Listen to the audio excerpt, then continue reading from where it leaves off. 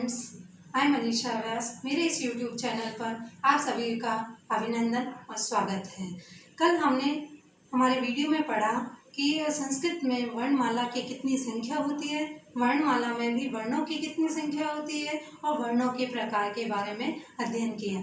आज हम उन्हीं वर्णों के प्रकारों के बारे में विस्तार से अध्ययन करेंगे। कल हमने संस्कृत में पढ़ा था कि वर्णमाला के 3 प्रकार होते हैं। कौन कौन से? स्वर, व्यंजन और अयोगवाह।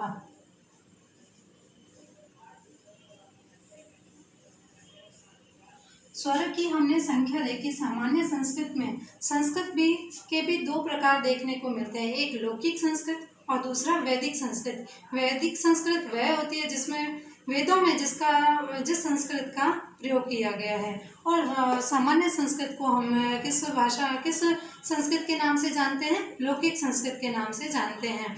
तो लौकिक संस्कृत अर्थात सामान्य संस्कृत भाषा के अंतर्गत स्वरों की संख्या 13 मानी गई है और व्यंजनों की संख्या 33 मानी गई है और अयोगवाह की संख्या 4 मानी गई है। वैसे सामान्य संस्कृत भाषा में 2 मानी गई है और वैदिक संस्कृत के अंतर्गत अयोगवाह की संख्या 4 मानी गई है। और स्वरों के बारे में जहां हमने बात की थी कि स्वरों में माहेश्वर सूत्रों के अनुसार स्वरों की संख्या 9 होती है, वहीं पर पाणिनीय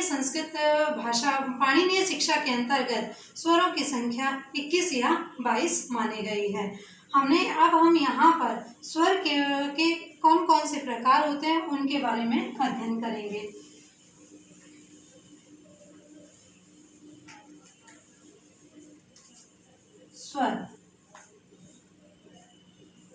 स्वर के 2 प्रकार, कहीं पर 2 प्रकार, कहीं पर 3 प्रकार देखने को मिलते हैं। पहला आ जाता है ह्रस्व स्वर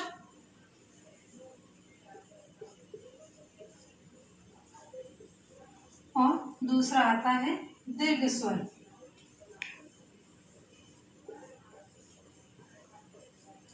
ठीक है, दीर्घ स्वर तीसरा पार्ट हमारा आता है संयुक्त स्वर।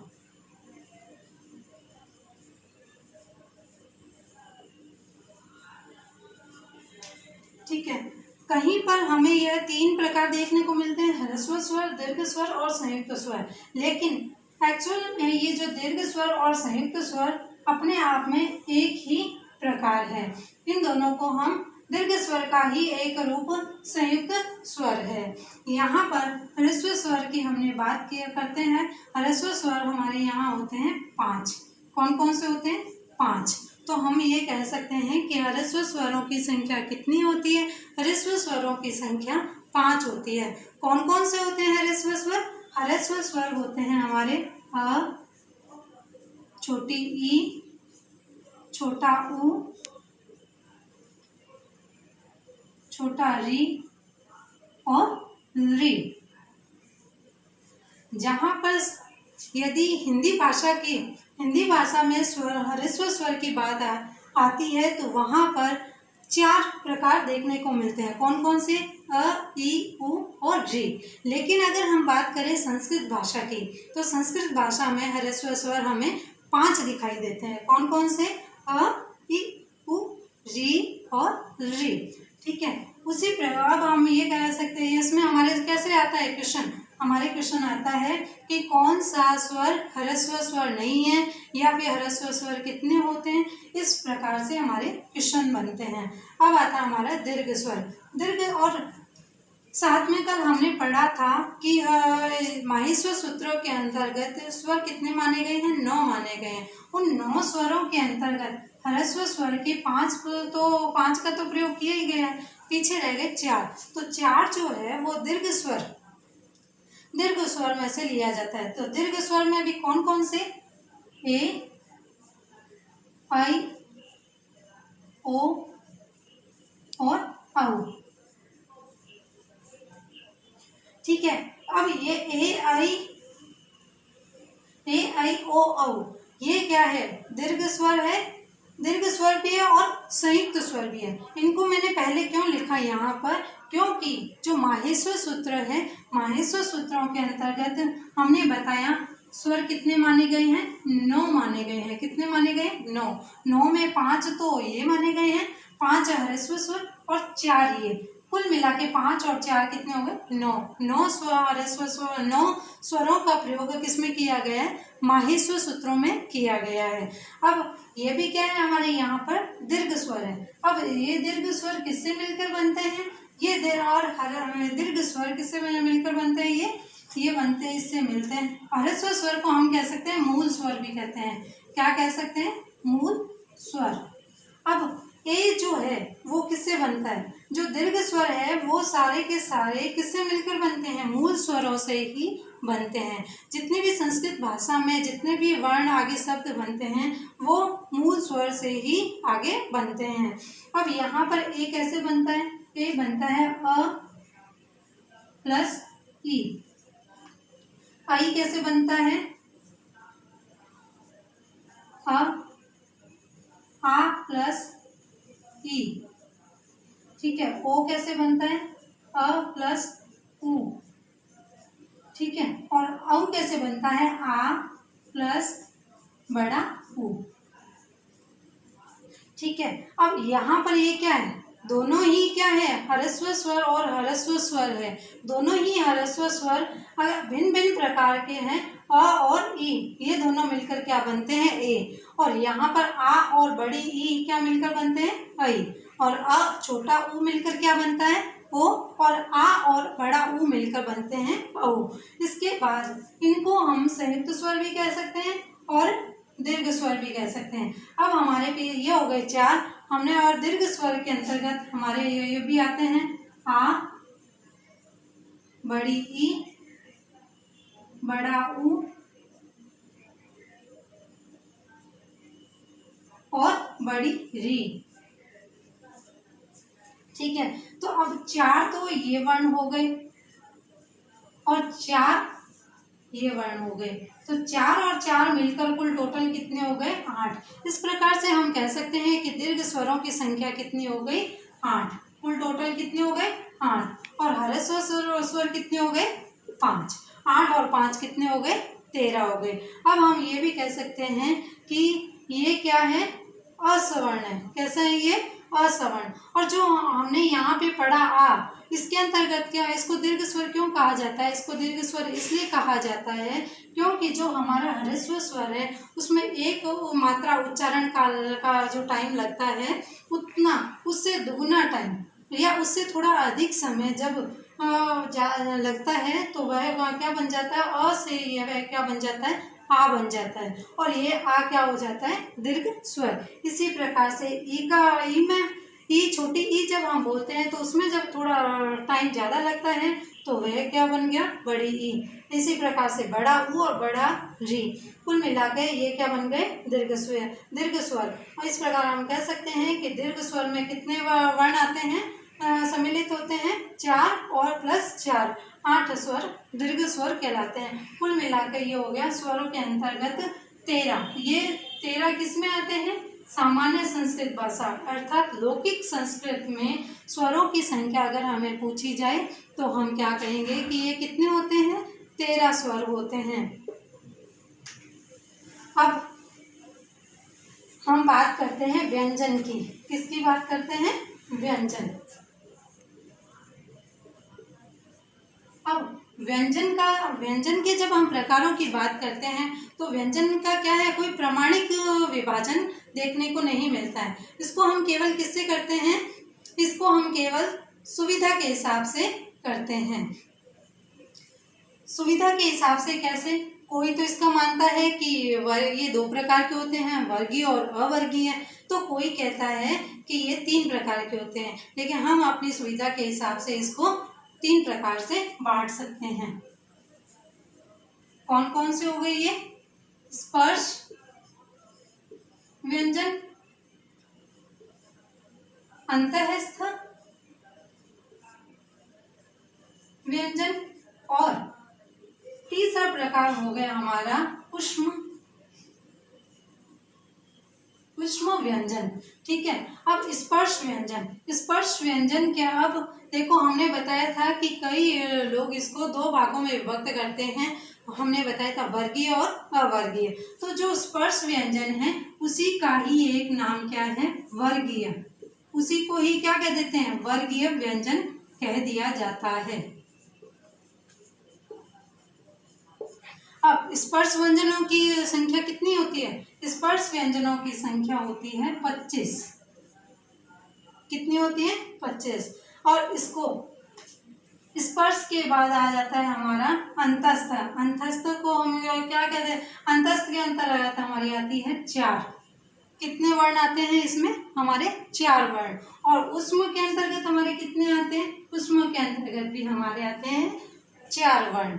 अब स्पर्श व्यंजन कौन से होते हैं? जो क्या होते हैं अपने आप में, वैसे तो सारे ही व्यंजन क्या होते हैं, अपने आप में अधूरे होते हैं। वे सब किससे मिलकर सम्मिलित पूर्ण होते हैं? वे स्वरों के साथ मिलकर क्या होते हैं, वो संपूर्ण व्यंजन कहलाते हैं। जैसे हमने लिख दिया क, ठीक है, तो क ये अपने आप में पूरा व्यंजन नहीं है, ये क्या हो गया, ये क हलंत प्लस अ, ये मिलकर हाँ ये हो गया व्यंजन, और ये क्या हो गया, स्वर। ये दोनों मिला के क्या बन गया, क।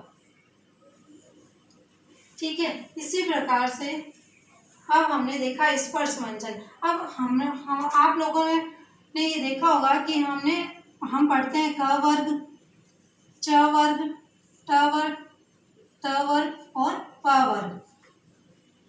तो ये जो वर्ग है ये संस्कृत में 5 वर्ग माने जाते हैं, और इन्हीं वर्गों के आधार पर स्पर्श व्यंजनों को वर्गीय व्यंजन के नाम से जाना जाता है। इनको संस्कृत भाषा में आपको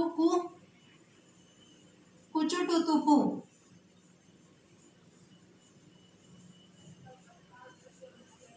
के नाम से भी वर्ग देखने को मिलेंगे। इसमें इनकी ऊ की क्या हो जाती है, इसका एक संज्ञा और लोप हो जाता है, पीछे ये क्या रह जाता है, क च ट त प वर्ग रह जाते हैं। अब हर प्रत्येक वर्ग के अंदर 5 वर्ण होते हैं। कौन कौन से? क वर्ग के अंदर होते हैं क, ख, ग, घ और ड़। च, छ, ज, झ और य। ट, ठ, ड, ढ, ण। त वर्ग में कौन से आते हैं? त, थ, द, ध, न। और प वर्ग के अंतर्गत आता है प, फ, ब, भ, म। इस प्रकार से हम कह सकते हैं कि जब क से लेकर म तक जितने भी वर्ण आते हैं वे सारे के सारे कितने होते हैं? स्पर्श व्यंजन कहलाते हैं। मतलब एक वर्ग के अंतर्गत कितने होते हैं? 5 होते हैं। कितने होते हैं? 5। तो अगर ये 5 वर्ग है, 5 और एक वर्ग के अंतर्गत 5 वर्ण आते हैं, तो कुल मिला के 5 × 5 कितने हो गए? 25 वर्ण हो गए। इसके लिए कहा भी जाता है कि कादयो माँ बसाना स्पर्शा, अर्थात क से लेकर म तक क्या कहलाते हैं? ये स्पर्श वर्ण कहलाते हैं। इसके बाद और इसके अंतर्गत इसको क्या कहा जाता है? प्रथम वर्ग, और इसको क्या कहा जाता है? द्वितीय वर्ग का द्वितीय। और इसी प्रकार से पहला, दूसरा, तीसरा, चौथा और 5वां ये क्या होते हैं? वर्ग कहलाते हैं। अब इसके बाद आता है अंतस्थ। अंतस्थ को हम क्या बोलते हैं? यण भी बोलते हैं। क्या बोलते हैं? यण। यण के अंतर्गत हमारे 4 वर्ण आते हैं। कौन कौन से? य, व, र और ल। ठीक है, अब इसके अंतर्गत 2 क्वेश्चन बनते हैं कि पहले तो ये आता है कि व्यंजन अंतस्थ क्या किसका प्रकार है, स्वर का या व्यंजन का? तो हम बता देंगे कि ये व्यंजन का प्रकार है। उसके बाद हमारा क्वेश्चन बनता है कि अंतस्थ व्यंजन के अंतर्गत इसको किस नाम से जाना जाता है, यण नाम से भी जाना जाता है। इसके बाद हमारा क्वेश्चन ये आता है कि अंतस्थ व्यंजन के अंतर्गत कितने वर्ण गिने जाते हैं। तो कितने वर्ण आते हैं इसके अंतर्गत? 4 वर्ण आते हैं। अब ये भी है कि ये पूछा जाता है कि इसका सही क्रम क्या है।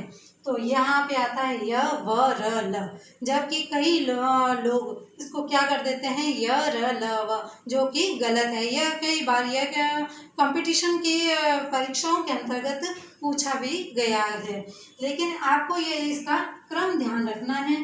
क्रम क्या है इसका? इसका क्रम यह है य व र और ल। अब इसके बाद आ जाता है हमारे ऊष्म व्यंजन। ऊष्म व्यंजन को हम क्या कह देते हैं? शल, शल प्रत्याहार। क्या कह देते हैं? शल प्रत्याहार। अब ऊष्म भी कितने होते हैं? ऊष्म भी 4 होते हैं। ऊष्म में आते हैं 4। इसके अंतर्गत कौन कौन से होते हैं? श, स और ह। अब ये क्या हो गया? श तालव्य शकार, ये मूर्धन्य शकार और ये दंत्य शकार और ह इसके अंतर्गत आते हैं। तो हमें इसमें क्वेश्चन ये आ सकता पूछ सकते हैं कि ऊष्म किसका व्यंजन का प्रकार है या स्वर का? तो हम कह देंगे कि ऊष्म का है ये। अब ऊष्म व्यंजन को और किस नाम से जाना जाता है? शल प्रत्याहार के नाम से जाना जाता है। ऊष्म व्यंजन के अंतर्गत कितने वर्ण आते हैं? 4 वर्ण आते हैं। अब कौन कौन से आते हैं? तालव्य शकार, मूर्धन्य शकार, दंत्य शकार और ह। इनका भी क्रम पूछा जाता है, तो इसका क्रम भी हमें मालूम होना चाहिए कि कौन सा श पहले आएगा। आई होप मेरा वीडियो आपको बहुत पसंद आया होगा, और आगे कल हम बात करेंगे संस्कृत में वर्णमाला के भेद के बारे में, और आगे वर्णों के बारे में विचार करेंगे। Thank you.